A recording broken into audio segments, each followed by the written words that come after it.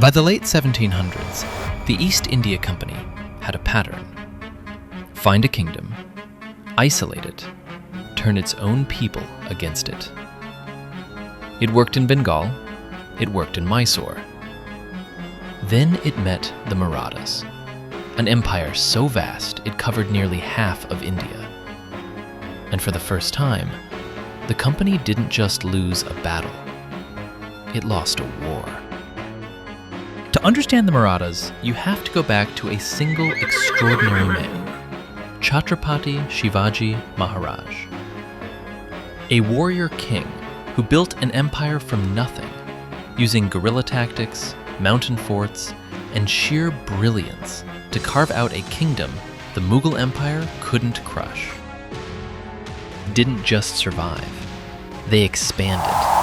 By the 1700s, the Maratha Confederacy stretched from the south to the north, east to west, the single most powerful force in India. But here's the thing that made them different from every other Indian power. The Marathas weren't one kingdom. They were a confederation, a collection of powerful chiefs, each commanding their own armies, each with their own ambitions.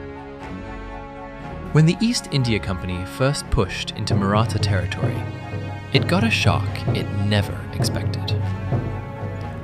In 1779, a British force marching into Maratha lands was surrounded, outnumbered, and completely outmaneuvered. The company, the same company that had humiliated Bengal and Mysore, was forced to surrender, to sign a hum. One of the most humiliating defeats in East India Company history, a moment most British history books quietly skip over. But the company never forgot, and it never forgave. The company couldn't beat the Marathas in a fair fight, so it did what it always did.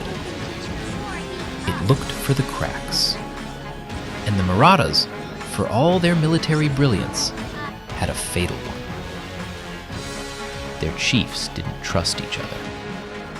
It was led by chiefs with competing loyalties: the Peshwa in Pune, the Scindias in Gwalior, the Holkars in Indore, the Bhonsles in Nagpur.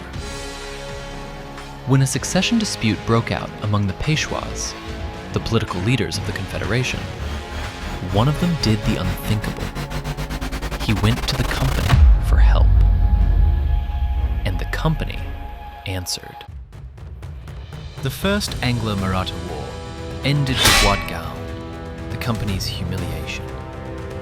But the company regrouped, negotiated, and waited. The Second Anglo-Maratha War saw the company exploit the internal divisions it had been carefully widening, signing separate treaties with individual chiefs, picking them off one by one, rather than facing the Confederation together. Delhi itself fell into company hands. The Mughal Emperor, once the most powerful ruler in Asia, became a British puppet. The Third Anglo-Maratha War was the end. By now, the chiefs who might have united against the company had been separated, weakened, and outmaneuvered diplomatically for decades. What had once been the most powerful empire in India, an empire that had humiliated the company on the battlefield, collapsed, not because it was beaten militarily, but because it could never fully unite. Divided, they fell. With the Marathas broken, the map of India looked unrecognizable. The East India Company now controlled Bengal in the east, Mysore in the south, and Maratha territories across the center and north. From a handful of trading posts 200 years earlier, it had become the de facto ruler of the subcontinent. And it had done it the same way every single time. Not by being stronger, by making sure India's powers never stood together. Were arguably the most powerful military force in 18th century India. They beat the company in open battle. But power without unity is a fortress with the gates left open. The company didn't conquer the Marathas.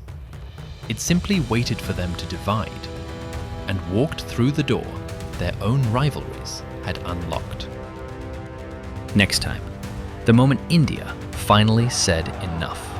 One rebellion that spread like wildfire across the subcontinent nearly tore the company apart and changed the course of history forever. Subscribe and tell me in the comments, do you think the Marathas could have won if they had stayed united?